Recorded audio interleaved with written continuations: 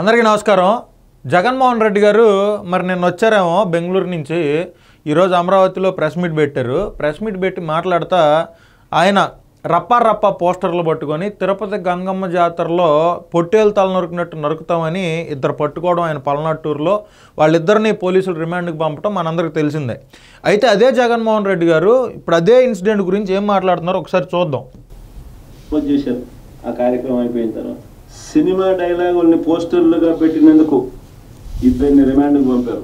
Cinema డైలాగులను పోస్టర్లుగా పెట్టినందుకు అడుగుతా ఉన్నా, నీకు అంత కష్టంగా ఉంటే సెన్సార్ బోర్డులో దానికి ఎందుకు పర్మిషన్ ఇవ్వాలా? డైలాగులు తీసేయండి. బుర్ర పని చేస్తున్నాయి. బాలకృష్ణ సినిమాలు, ఆ పవన్ కళ్యాణ్ సినిమాలు చూస్తే ఇంకా పెద్ద పెద్ద డైలాగులు కనిపిస్తాయి. నాకు ఇప్పుడు ఇక్కడికి వచ్చి ప్రెస్ మీట్ ముందు శ్రీయర్ నాకు చూపించాడు కొన్ని డైలాగులు, సినిమా డైలాగులు, వాళ్ళ సినిమా డైలాగులు చూస్తే వాళ్ళ సినిమా వీళ్ళ సినిమా ఎవడండి వీడు, ఏ ఊరు నుంచి వచ్చాడు నాకు అర్థం కాలేదు. సినిమా డైలాగులకి అసలు పాలిటిక్స్కి లింక్ పెట్టి సినిమాలో డైలాగులు ఉన్నాయంటే సినిమా చూసి ఎంటర్టైన్ అవడానికి ఉంటాయి డైలాగులు. అట్టగని చెప్పి సినిమాలో ఎన్ని తీసుకొచ్చి రియల్ లైఫ్లో నువ్వు జనానికి పరిచయం చేస్తానంటే ఎట్లా ఊరుకుంటారు? సెన్సార్ బోర్డు వాళ్ళకి చెప్పంటే డైలాగులు తీపించాలంటే ఏం మాట్లాడుతున్నాడు ఈయన? 5 సంవత్సరాలు రాష్ట్రానికి ముఖ్యమంత్రి కొన్న వ్యక్తి అయినా మీకు ఏమైనా అర్థమవుతుందా జగన్మోహన్ రెడ్డి మైండ్ సెట్ ఏంటో? సినిమాల్లో కొన్ని వందల మంది కొట్టుకొని, ఇప్పుడు బాహుబలి సినిమాలో యుద్ధాలు జరిగినాయి, మహాభారతం సినిమా తీస్తే కొన్ని లక్షల మంది చనిపోయినట్టు ఉంటుంది. అసలు సినిమాల్లో వైలెన్స్ లేకుండా సినిమా ఉంటుందా? ప్రేమ లేకుండా సినిమా ఉంటుందా? ఇంకా విపరీతమైన సీన్స్ కూడా ఉంటాయి, గ్లామర్ చూపించే సీన్స్ కూడా ఉంటాయి. అందుకని అన్నీ ఎప్పుకొని తిరుగుతాడేంటినా? అరే సినిమాలు వేరు, రాజకీయం వేరు. రియల్ లైఫ్లో చేసేదాన్ని రాజకీయం అంటారు, వాళ్ళు కెమెరాల ముందు చేసేదాన్ని సినిమా అంటారు. నీకు 200 పెట్టి టికెట్ కొనుక్కొని వెళ్ళి నువ్వు ఎంటర్టైన్ అవడం కోసం సినిమాలు తెస్తారు వాళ్ళు. అంతేగాని సినిమాలో డైలాగులు తీసుకొచ్చి నేను రోడ్డు మీద పెడతా, ఫ్లెక్సీలు పెడతా, సినిమాలో ఆడు నరికితే తప్పులేదు, మా వాళ్ళు నరికితే తప్పు అని కూడా అనేటట్టు ఉన్నాడు ఈ సైకో. మరి ఇట్ట మాట్లాడుతుంటే సైకోనే అంటారు జనాలు. సెన్స్ లేకుండా మరి వాళ్ళు తప్పు చేశారు, సరే పిల్లలు తప్పు చేశారు, ఇంకోసారి అట్లాంటి రెచ్చగొట్టే వ్యాఖ్యలతోటి పట్టుకోరు ఫ్లెక్సీలు అని చెప్పుకోవాలా? అది కాకుండా ఇంకా సమర్థిస్తున్నాడు, అది కరెక్టేనని. Useless fellow. వాళ్ళ సినిమాలు వీళ్ళ సినిమాలు అంట. ఈయన ఫ్యాన్ వార్లు చేసుకోవడానికి కూడా పనికిరాడు. బేసిక్గా ఇంట్లో కూర్చొని పబ్జీ ఆడుకోవడానికి పనికి వస్తాడు. నీకు డైలాగులు నచ్చకపోతే సెన్సార్లు తీసేయండి. సెన్సార్ బోర్డు ఎందుకు పర్మిషన్? సో ఈయన ఏమంటాడంటే ఇప్పుడు డైలాగు నచ్చకపోతే సెన్సార్ బోర్డులో తీసేయండి, కానీ మా వాళ్ళు ఇట్లాగే ఫ్లెక్సీలు పట్టుకొని తిరుగుతారు, వాళ్ళు జైలుకి వెళ్తూ ఉంటారు అని చెప్పి యువత జీవితాలతో ఆడుకునే ప్రయత్నం చేస్తున్నాడు జగన్మోహన్ రెడ్డి. రాష్ట్రంలో ఉన్న యువతకి, పర్టికులర్గా వైఎస్ఆర్ కాంగ్రెస్ పార్టీ కార్యకర్తలు చెప్తున్నా, మీరు ఏదైనా చేసుకోండి, దయచేసి ఈయన చెప్పాడు కదా, మా అన్న చెప్పాడు, మేము బ్లైండ్గా ఫాలో అయిపోతామని చెప్పి మీరు ఫ్లెక్సీల మీద సినిమా డైలాగులని ఈయన మాట్లాడుతున్నాడు కాబట్టి ఆ డైలాగులు రాసుకొని సమాజంలో విద్వేషాలు రెచ్చగొట్టేటువంటి ప్రయత్నం మీరు చేస్తే ఖచ్చితంగా మీరు లోపలికి వెళ్తారు. జగన్మోహన్ రెడ్డి మాటలు వింటే వైసీపీ కార్యకర్తలు ఎవరు, ఇప్పుడు ఆయనకి 11 సీట్లు కదా ఉంది, ఈసారి ఆ 11 కూడా రావు. బేసిక్గా ఆ రోజు మిమ్మల్ని ఎవడు కాపాడడానికి ఇప్పుడే ఎవడు లేడు మీ అమ్మట.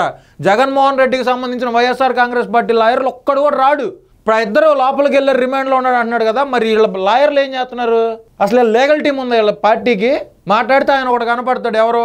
పొన్నవాళ్ళు సుధాకర్ రెడ్డి, 1 వే టికెట్. ఆయన తప్పితే ఎవడు కనపడ్డు. జగన్మోహన్ రెడ్డికి ఏమో నిరంజన్ రెడ్డి వాదిస్తాడు. జగన్మోహన్ రెడ్డికి అత్యంత సన్నిహితులైన మిథున్ రెడ్డి కేసులు నిరంజన్ రెడ్డి వాదిస్తాడు. జగన్మోహన్ రెడ్డికి అత్యంత సన్నిహితుడైన అవినాష్ రెడ్డి కేసు నిరంజన్ రెడ్డి వాదిస్తాడు. కార్యకర్తలు ఈ సోకాళ్ళు వీళ్ళు లోపలికి వెళ్ళినా నాకు ఇబ్బంది లేదు, వీళ్ళు నేను కుక్క బిస్కెట్లు ఎత్తే పడ్డారు అనుకునేటువంటి వాళ్ళ కేసులన్నీ పొన్నవాళ్ళు సుధాకర్ రెడ్డి వాదిస్తాడు. మరి ఈ తేడా ఏంటో నాకైతే అర్థం కాల. మీరు దయచేసి జగన్మోహన్ రెడ్డి మాటలిని మీరు జైలుకి వెళ్ళొద్దు, మీ కొంపల వాళ్ళని ఇబ్బంది పెట్టొద్దు. సెన్సార్ బోర్డు ఉండేది ఎందుకు అన్నాడు కదా. సెన్సార్ బోర్డు ఎందుకు ఉండిద్దంటే, మీరు అసెంబ్లీలో మాట్లాడిన మాటలు ఏవైతే ఉన్నాయో, ఒక మహిళను ఉద్దేశించి మాట్లాడిని, లోకేష్ గారిని ఉద్దేశించి మాట్లాడిని, పవన్ కళ్యాణ్ గారి గురించి ఉద్దేశించి మాట్లాడిని, మీరు అసెంబ్లీలో ఎంత దారుణంగా ఒక మహిళను కించపరిచారో అట్లాంటి మాటలు సినిమాలో ఉండవు. మీ నాయకులు ఎవరైతే ప్రెస్ మీట్లు పెట్టి పోసాని కృష్ణమురళి అండ్ కొడాలి నాని, సీదిరి అప్పలరాజు ఇట్లాంటి వాళ్ళు గొంతంతా చించుకొని నోటికి ఏమొస్తుంది ఏం రావట్లేదు అనేది తెలియకుండా మాట్లాడారో, లకారాలతోటి ఇంకా దారుణంగా మాట్లాడారు. ఆ మాటలు కూడా సినిమాల్లో ఎక్కడ కనపడవు జగన్మోహన్ రెడ్డి. నువ్వు ఆంధ్ర రాష్ట్రంలో రాజకీయ పార్టీ వైఎస్ఆర్ కాంగ్రెస్ పార్టీ అనేది స్థాపించిన తర్వాత, పర్టికులర్గా నువ్వు చీఫ్ మినిస్టర్ ముఖ్యమంత్రి అయిన తర్వాత రాష్ట్రంలో రాజకీయాలు దిగజారిపోయినాయి.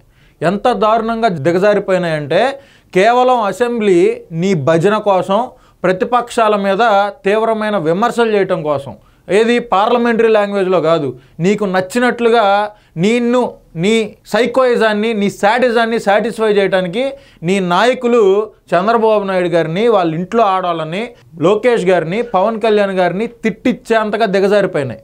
ఓకే, నువ్వు ముఖ్యమంత్రిగా పనిచేసి 11 సీట్లకి నీ పార్టీ పడిపోయిన తర్వాత మళ్ళీ అసెంబ్లీకి పునర్వైభవం వచ్చింది. ఇప్పుడు అసెంబ్లీలో ఎక్కడ బూతుల్లో ఆడవాళ్ళ గురించి మాట్లాడాలి, కేవలం అసెంబ్లీని రాష్ట్ర ప్రగతి కోసమే అసెంబ్లీ సమావేశాలు జరుగుతున్నట్టుగా రాష్ట్ర ప్రజలు భావిస్తున్నారు.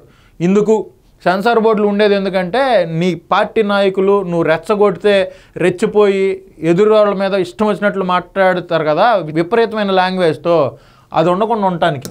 ఆ సినిమా డైలాగులు సినిమా వచ్చిన తర్వాత రిలీజ్ అయ్యి అసలు ముఖ్యమంత్రిగా చేసిన వ్యక్తి సినిమాలు డైలాగులను మాట్లాడుతున్నాడు సిగ్గు లేకుండా. ఆ సినిమాలో మంచి పాట ఏదైనా ఉంటే ఆ మంచి పాట పాడినా తప్పే అంటావు. ఆ సినిమాలో ఏదైనా మంచి డైలాగులు ఏదైనా వీళ్ళకి నచ్చితే ఆ నచ్చిన డైలాగులు వీళ్ళు పోస్టర్లుగా పెట్టినా తప్పే. అంటే జగన్మోహన్ రెడ్డి గారికి నచ్చే డైలాగులు, జగన్మోహన్ రెడ్డి గారి కార్యకర్తలకు నచ్చే డైలాగులు ఏంటంటే రప్పా రప్పా నరుకుతాం, వేట తలలు బలిస్తాం, పల్నాడు నుంచే రాజారెడ్డి రాజ్యాంగం మొదలు. మరి ఇదే సినిమా డైలాగు నాకు అర్థం కాలేదండి. పల్నాడు గడ్డ నుంచే రాజారెడ్డి రాజ్యాంగం మొదలు అని చెప్పి అదే cinema dialogue sir Jaganmohan Reddy గారు, చెప్పండి కొంచెం మీరు. ఇప్పుడు ఆయనకేమయ్యా, ఆయన శుభ్రంగా కారులో పక్కన ఫుట్ బోర్డు మీద నుంచుంటాడు, ఆ కారు ఎవడినో తొక్కి వెళ్తూ ఉంటుంది, ఈయన పట్టించుకోడు, లోపలికి వెళ్ళి కూర్చుంటాడు. సరే ఆయన చెప్పాడు కదా అని చెప్పి మీరు వెళ్ళి బ్యానర్లు పట్టుకుంటారు. ఆ బ్యానర్లు అంబటి రాంబాబు పట్టుకోవచ్చు కదా అంటా నేను. ఆ బ్యానర్లు విడదల రజని పట్టుకోవచ్చు కదా, ఆ బ్యానర్లు రోజా పట్టుకోవచ్చు కదా, అదే బ్యానర్లు జగన్మోహన్ రెడ్డి కానీ పేరుని నాని కానీ ఇట్లాంటి వాళ్ళు పట్టుకోవచ్చు కదా. వీళ్ళేమో బ్యానర్లు పట్టుకోరు, కేవలం మిమ్మల్ని పట్టుకోమని చెప్పి రెచ్చగొడతారు. వీళ్ళ మాటలు వింటే మీరు సంకనాకి పోతారు. మీరు కానీ జైలుకి వెళ్తే వీళ్ళు కనీసం ఒక్క లాయర్ను కూడా పెట్టరు అనే విషయాన్ని నువ్వు గుర్తుపెట్టుకోండి. సినిమాలో ఇప్పుడు కేవలం డైలాగుల గురించి జగన్మోహన్ రెడ్డి గారు మాట్లాడుతున్నారు. సినిమాలో ఇంకా చాలా దారుణమైన సీన్స్ ఉంటాయి, రేప్ సీన్లు ఉంటాయి, మర్డర్లు చేసే సీన్లు ఉంటాయి. అంటే ఇవన్నీ జగన్మోహన్ రెడ్డి గారికి రియల్ లైఫ్లో అలవాట్లే. రేపుల గురించి నేను మాట్లాడలా, మర్డర్ల గురించి. దానికి ఎగ్జాంపుల్ బాబాయ్, బాత్రూంలో బాబాయ్ మర్డరు.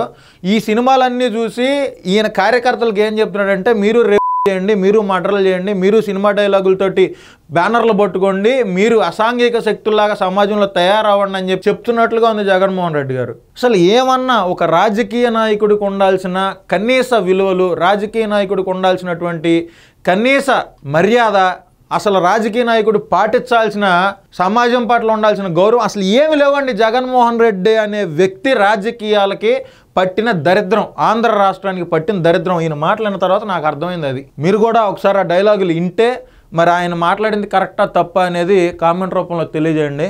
నమస్కారం.